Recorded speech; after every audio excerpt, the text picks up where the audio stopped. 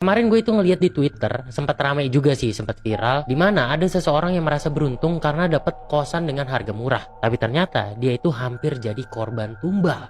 Nah, gue punya kiriman cerita yang ceritanya itu hampir-hampir mirip juga, yang hampir jadi korban tumbal di kosan. Gue bakal ceritain nih. Sebut saja namanya Mawar. Di tahun 2006, Mawar ini dapat pekerjaan yang lokasinya itu lumayan jauh dari rumahnya. Sedangkan pada saat itu keluarganya nggak punya kendaraan, motor juga nggak punya. Jadinya Mawar ini memutuskan buat ngekos aja di dekat kantornya itu. Dia nyari, dapet tuh kosan lumayan murah, harganya setengah dari harga pasaran kosan di situ. Emang sih kosannya itu nggak terlalu bagus, nggak mewah atau gimana, tapi nggak terlalu jorok juga. Jadi masih bisa ditinggalin lah, kata si Mawar ini. Ya hitung-hitung ngirit, soalnya sisa ataupun spare dari harga kosannya itu bakal dikirimin ke orang tuanya. Kosannya itu ukurannya nggak terlalu besar, mungkin 3 kali 4 meter. Terus ada di lantai 2, di mana di bawahnya itu rumah yang punya kosan. Kamar mandinya juga kamar mandi luar. Dan itu total ada 4 kamar katanya. Awalnya semua itu baik-baik aja. Tapi beberapa bulan dia itu tinggal di sana, ada kejadian yang benar-benar mengerikan. Suatu malam, sekitar jam 2 malam, Mawar ini kebangun. Dia itu pengen buang air kecil. Keluarlah dia tuh dari kamar kosannya menuju ke kamar mandi.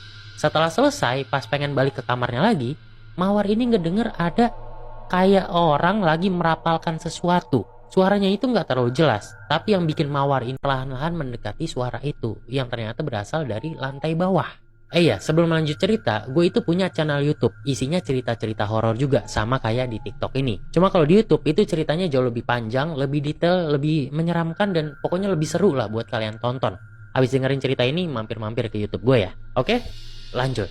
Mawar ini perlahan-lahan turun, terus ternyata asalnya dari dalam rumah si pemilik kosan. Mawar ini ngintip ke dalam, dan dia itu ngeliat, Mawar itu ngeliat ada bapak kosan, yang punya kosan nih bawa bapak ya, lagi duduk bersila. Di depannya dia itu ada kembang setaman, di depannya juga ada kemenyan yang dinyalain, terus ada foto dia dicetak, dan yang paling parah adalah di depan bawa bapak itu sekitar 2 meter 3 meter, itu ada sosok hitam tinggi besar.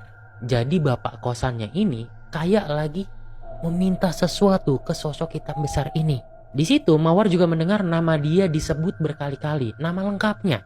Terus setelah itu terakhirnya fotonya Mawar ini ditaruh di kemenyan yang lagi dibakar itu. Terus dibakar. Mawar yang ketakutan langsung balik ke kamarnya. Terus subuh-subuh sekitar jam 4:30 dia langsung bawa semua pakaiannya balik ke rumahnya dia. Sesampainya di rumahnya diceritain semua tuh ke orang tuanya. Dan kata orang tuanya, kemungkinan besar Mawar ini memang ingin dijadikan tumbal.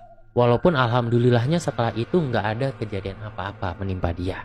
Wah gila banget ya, pengen ditumbalin sama bapak pemilik kosan. Benar-benar kacau. Kalian punya pengalaman horor? Kirim cerita kalian ke DM Instagram gue. Nanti kalau menarik gue ceritain. Kalau lu suka dengerin cerita-cerita horor, harus banget mampir ke YouTube gue. Di sana udah banyak cerita-cerita horor yang gue upload. Kalau di YouTube ceritanya itu jauh lebih panjang, lebih detail, lebih seru, dan lebih menyeramkan lah pokoknya.